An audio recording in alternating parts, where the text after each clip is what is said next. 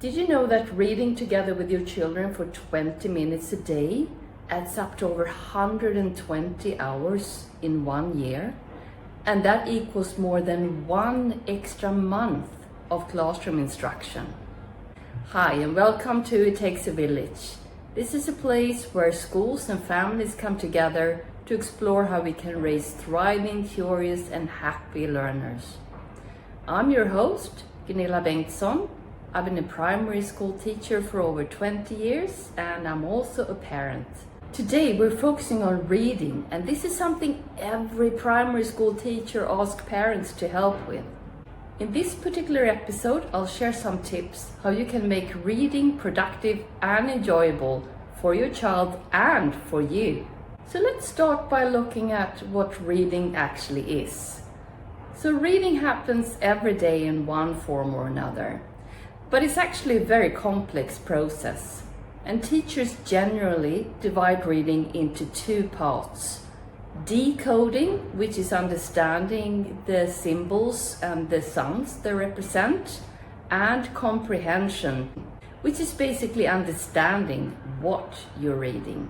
Today we're focusing on decoding, and I'll put a link to an episode below where we're looking into comprehension. That magical moment when your child sees the letters C-A-T and reads cat is unforgettable. It's like magic. And as your children's reading skills develop, the language that they're exposed to becomes increasingly complex. And what teachers really want your help with, parents, is to practice. So here are some practical tips for you.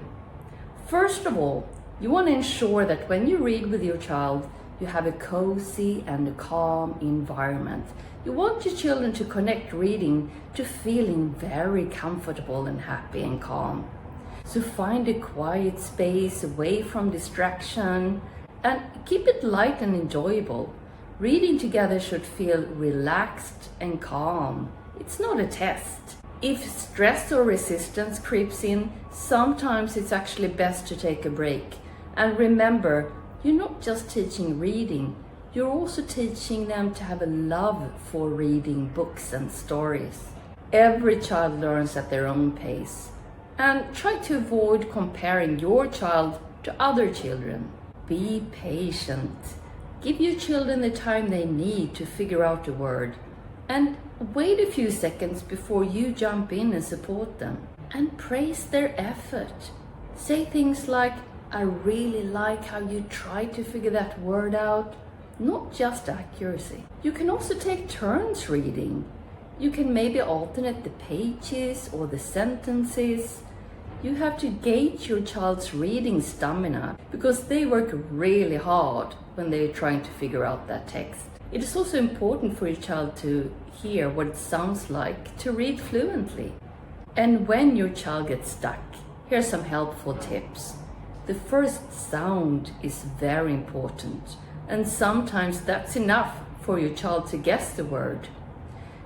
Point to the first letter and ask, what sound does this make? Another tip is to sound the word out slowly. Break each sound down into its own segments. So, for example, if you're reading the word dog, it's D-O-G. And you can say that very slowly, and then when you speed it up, you can hear that those sounds together make dog. Covering up part of the text can be very helpful. If your child have to decode a longer word, such as basket, perhaps you want to cover up K-E-T, so your child can more easily decode bas. And then when your child have got that, you reveal the rest of the word to make basket. Another strategy is to use context and pictures. For example, if your child is reading a sentence such as the dog chased the ball, and there's a picture of a dog chasing the ball, they can look at the picture to help them decode the text. If a child reads a word incorrectly, you might say something like, I heard you read, Does that make sense? Or look at the picture. Which word do you think would fit? Also, praise and acknowledge the reading strategies your children are using. Say things like, I noticed how you took your time to sound out that word. Or, I like how you checked that word again. That's what great readers do. It's also good to foster independence. Instead of giving them a strategy, ask them, what could you try?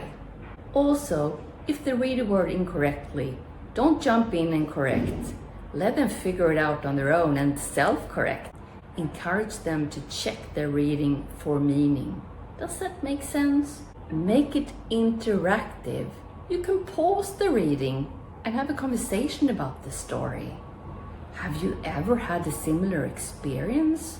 What does that make you think of? What might be happening next? And please, if you're worried about your child's reading progress, don't hesitate to reach out to the teacher. For sure, they will have many strategies to share with you. And lastly, enjoy reading with your child. These moments are precious and make memories for a lifetime.